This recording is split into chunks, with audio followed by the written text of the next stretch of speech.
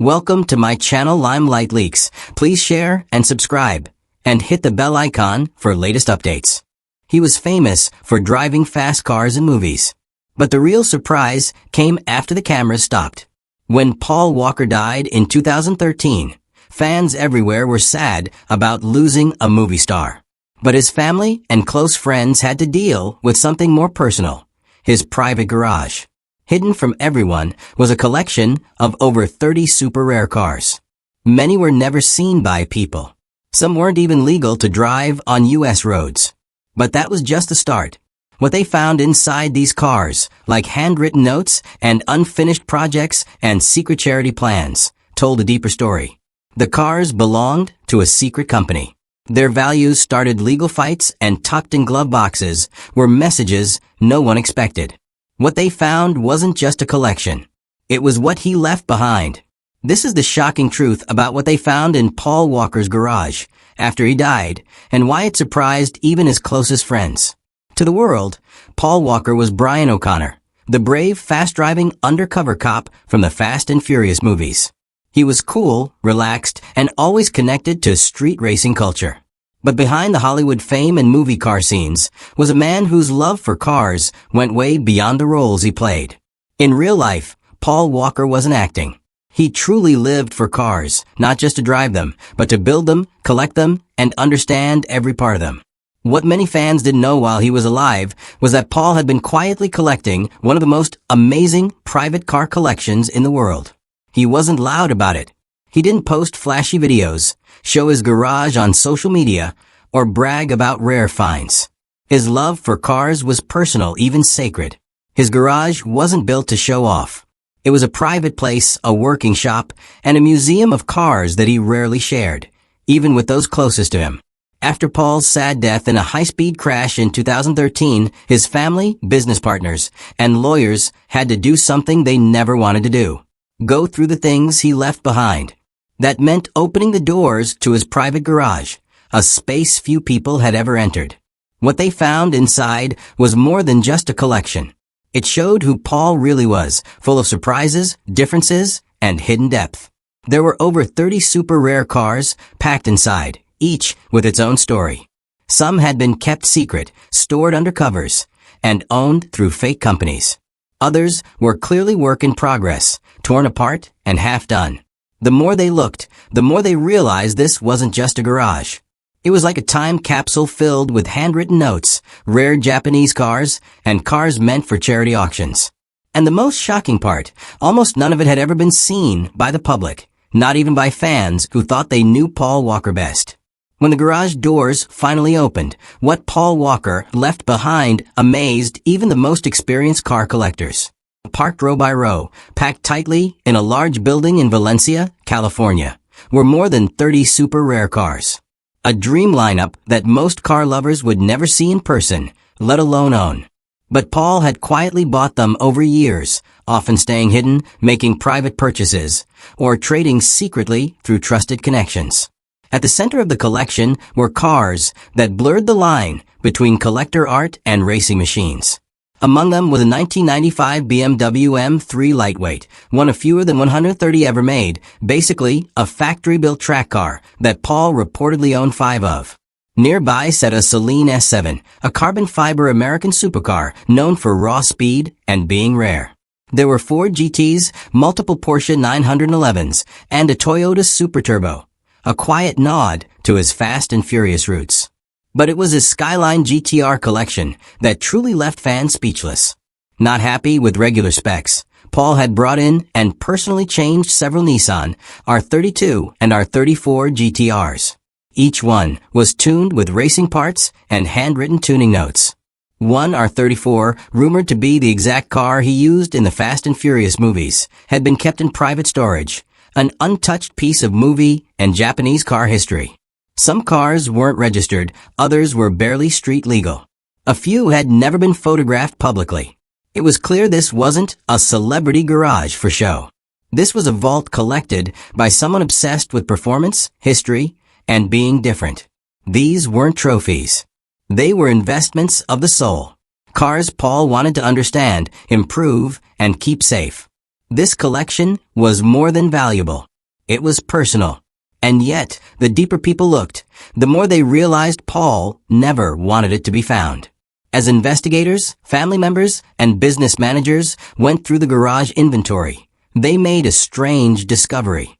Many of the cars weren't owned under Paul Walker's name at all. Instead, they were registered through a company called Always Evolving, a racing and tuning business Paul started with close friend and fellow racing fan Roger Rodas, who sadly died with him in the 2013 crash. Always Evolving was on the surface a high-end racing and tuning shop known for changing supercars and putting cars in racing events. But inside, the company also worked as a car holding shell designed to protect the identity of its owners and manage high-risk things. Through this legal setup, dozens of Paul's cars were technically owned by the company, offering layers of privacy and complications. This led to immediate confusion after Paul's death. Who really owned the cars, the company or Paul personally? In some cases, titles were split. Others had pending changes paid for through shop credit. Some cars were given for future sale, while others were marked for private auction or charity through Reach Out Worldwide. This wasn't just a paper trail. It was a maze. The setup likely served multiple purposes: tax protection, insurance advantages, and keeping things private. But it also made it nearly impossible to separate Paul's personal property from business inventory, especially as Always Evolving began to fall apart after Rodas and Walker's deaths. Lawsuits followed both from people owed money and those seeking a cut of the collection's estimated $18+ million value. What started as a garage became a legal battleground with more secrets than titles and more questions than answers. Among the perfect Porsche turbos and American muscle cars, some of the most controversial finds in Paul Walker's garage were the illegally or barely legally brought in Japanese domestic market JDM cars. Paul's deep love for Japanese performance machines, especially the Nissan Skyline GTR, was no secret. But what raised eyebrows was how he got some of them into the country. Several of the R34 Skylines in his collection were brought in under the show and display exception, a loophole in U.S. import law that allows non-compliant cars to enter the country for exhibition purposes, but limits how often and where they can be driven. It's a fragile designation. The cars aren't fully road legal. They can't be registered like normal cars, and they're almost impossible to insure through standard channels. One insider claimed that at least one of Paul's Skylines had questionable paperwork and might not have passed federal emissions or DOT standards. But Paul didn't care. For him, it wasn't about resale or road trips. It was about engineering purity, owning the car exactly as it was meant to be built in Japan with no compromises. He reportedly worked with private importers and compliance shops to bring the cars in quietly. And in at least one case, he reportedly helped fund the legal effort to get an R34 cleared through U.S. Customs, paving the way for other car fans to follow. These weren't just cars to Paul. They were statements, rare, forbidden machines that represented the best of 90s engineering. But by collecting them, he also took a legal and financial risk most celebrities would never consider. Some of the Skylines remained unregistered until his death. Others were mid-compliance, with half-finished changes to meet DOT rules. It was another glimpse into Paul's mindset, passionate, obsessive, and willing to break the rules for the right reasons. As the cars were inspected and listed for valuation and potential sale, Paul Walker's garage continued to reveal more than just rare machines. It revealed memories, intentions, and a voice that refused to be silenced. Tucked inside glove boxes, center consoles, and hidden compartments were handwritten notes, scraps of paper, notepads, even torn receipts with scribbled tuning data, part numbers, and detailed observations about each car's handling and performance. But the shock came not from the technical details. It came from the emotional weight. One note found inside a Nissan Skyline R34 described how the car made Paul feel when he drove it at night. Feels like flying. Smooth, angry, alive. Another jammed into the center armrest of a BMW M3 lightweight simply read, "Might be the cleanest one left. Don't ever flip it." These weren't just cars to him. They were companions, experiences, and pieces of a deeply personal puzzle. Some glove boxes even held track notes and suspension tuning logs detailing alignment angles, tire feedback, and even preferred RPM shift points. But perhaps the most emotionally powerful note was allegedly found inside a GTR, written in blue ink on a sticky note. "This one's for Meadow. She'll drive it one day." A quiet, hopeful message for his daughter. These weren't planted props or scripted memorabilia. They were the raw remnants of a man who lived and breathed speed, not for fame, but for the connection he felt with the machine. These messages made it painfully clear. Paul Walker didn't just own these cars. He loved them, and they loved him back. Not every car in Paul Walker's garage was ready for a showroom. In fact, several were found in pieces, partially taken apart, mid-restoration, or stripped to the shell. These weren't investments. They were projects, in-progress builds that Paul had been actively working on before his death. Tools still sat beside some of them. Wiring harnesses were half-run. One classic American muscle car had masking tape with a hand-drawn to-do list on the dashboard. To outsiders, these unfinished cars might have looked like clutter, but to those who knew Paul, they were evidence. Proof that he was more than a celebrity collector. He was a hands-on builder, just as comfortable under a lift as behind a camera. His friends recalled how he'd lose hours in the shop, grease on his hands, soldering wires, or debating exhaust configurations. This wasn't about resale value. It was about creation. One project, a gutted Datsun 240Z, was believed to be his next personal driver. Another was a 60s-era American muscle car that he was reportedly restoring for a close friend. These weren't just mechanical shells. They were chapters he never got to finish. And perhaps that's what made walking through the garage so hard for those left behind. Because each incomplete build represented more than an unfinished car. It represented a future that never got built. In a world where so many celebrities slapped their names on projects they barely touch, Paul Walker was different. He lived in the process. He valued the build. And these half-finished cars were his final message to the world. This was never about looking cool. This was about doing the work. Among the hypercars and tuner legends was something that no one expected. A handful of vehicles with handwritten tags taped to their dashboards. Some were marked with just two letters, RO, and others had full sticky notes reading Charity Auction ROWW. It didn't take long to connect the dots. RO, Reach Out Worldwide, was the non-profit disaster relief organization Paul Walker founded in 2010. It was his way of quietly giving back, flying teams of volunteers into the aftermath of hurricanes, earthquakes, and fires to provide aid where it was needed most. And now it appeared that some of his most valuable cars were marked to fund it. Among them was a heavily modified 1993 Toyota Supra, reminiscent of his Fast and Furious ride. But this one had never been shown on screen.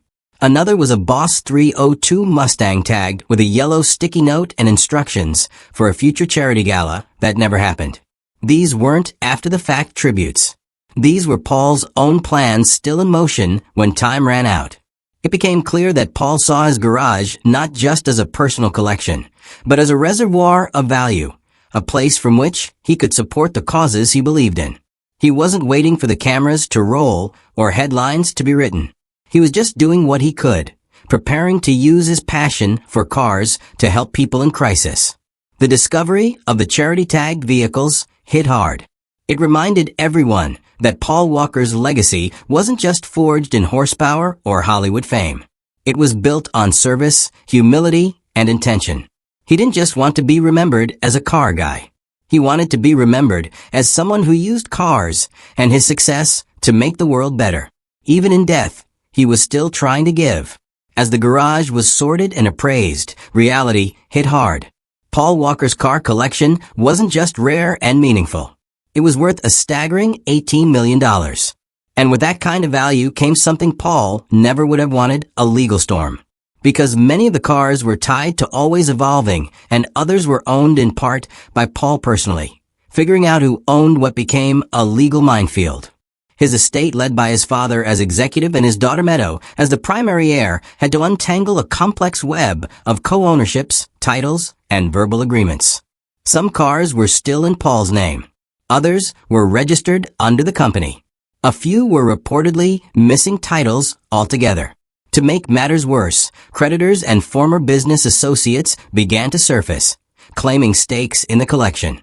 Disagreements formed over sales, transfers, and whether certain cars were even Walker's property at all. In a tragic twist, what had started as a deeply personal process of cataloging a beloved collection quickly spiraled into a cold, drawn-out battle over dollars and documents. Eventually, some of the cars were sold at auction to settle disputes. In 2020, 21 vehicles from Paul's estate were auctioned off at Barrett-Jackson in Arizona, generating over $2.3 million. But not all were sold. And some insiders say key pieces were quietly withheld from public sale. They were kept within the family or privately negotiated away from the spotlight. What had once been a passion-fueled garage had become a war zone of valuations, lawsuits, and estate battles. And for many who loved Paul, it felt like the final blow, watching his pure love for cars reduced to court filings and financial wrangling.